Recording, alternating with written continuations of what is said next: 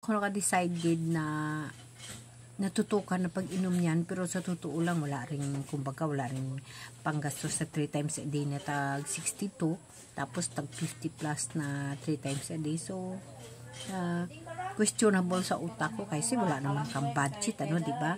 So nakabasa lang ako, ang ginagawa ko, tinututukan ko yung pagbasa sa mga anti-allergy na tinatawag na yan, sinasabi nila, so basahin ko na lang, so yun ang sinasabi na food additives, cancer, food allergies, and sensitivities, hyperactivity.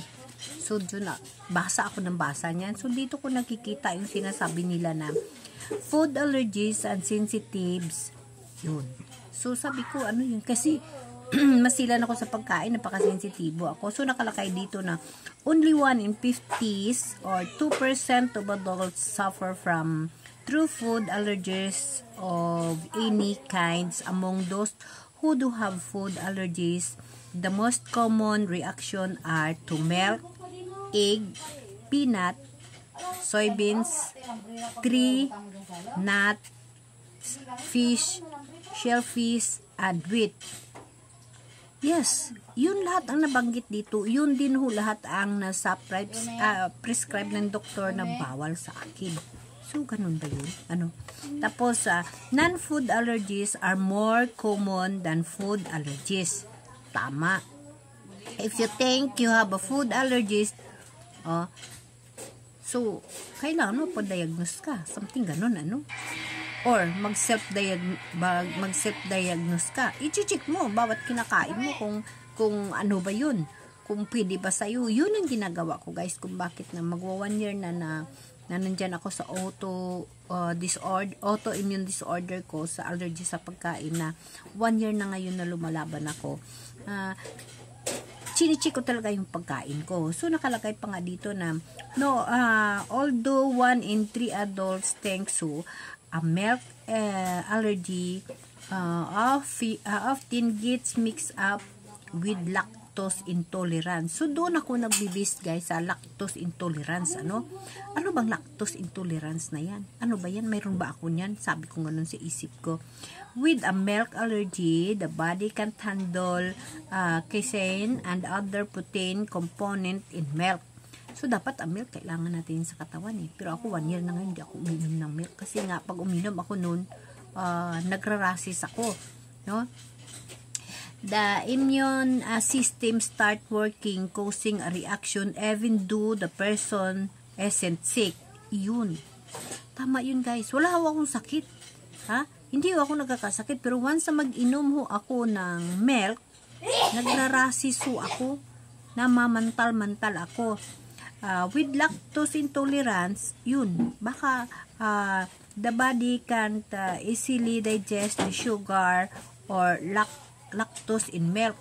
So sabi ko sa isip ko, ano ba yung lactose? Sabi ko ganun.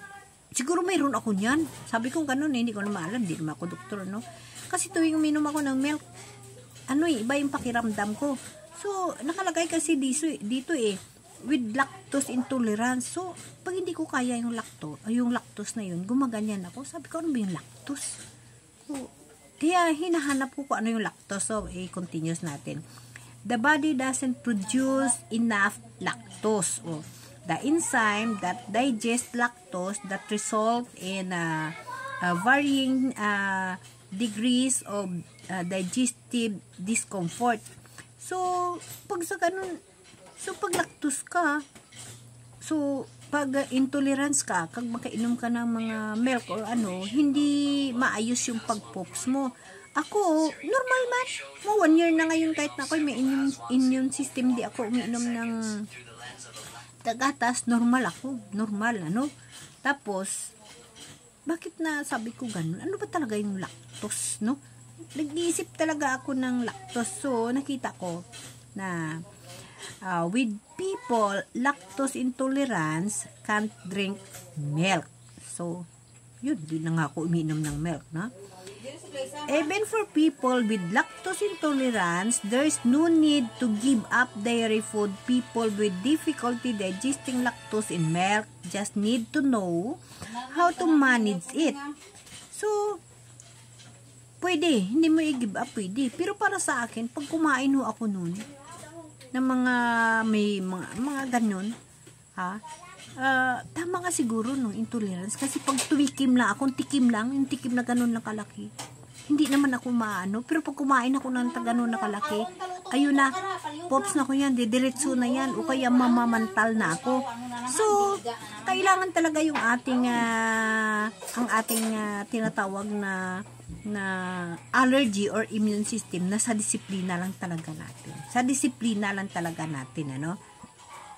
So, yun na nga, nakalagay nga dito na people with difficulty digesting lactose in milk just need to know how to manage it.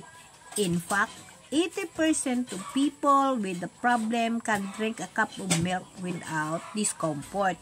Yes, hindi nga ako umiinom kahit na kunti lang na milk. Takot ako, no? So, other might try smaller, a more frequently portion drinking milk with food or consuming yogurt or cheese for milk nutrients instead. Pati yan, di ako yung kumakain. Ayoko niyan guys, kasi alam ko na talagang tatamaan ako, ano? They also called consume milk with lactose added for take lactose pills. Sila, no? Pero ako yun.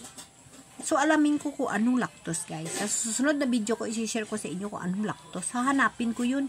Kasi, lactose daw eh. Okay, guys? Hahanapin natin yung lactose. Sa susunod na video ko, abangan nyo. Maraming salamat.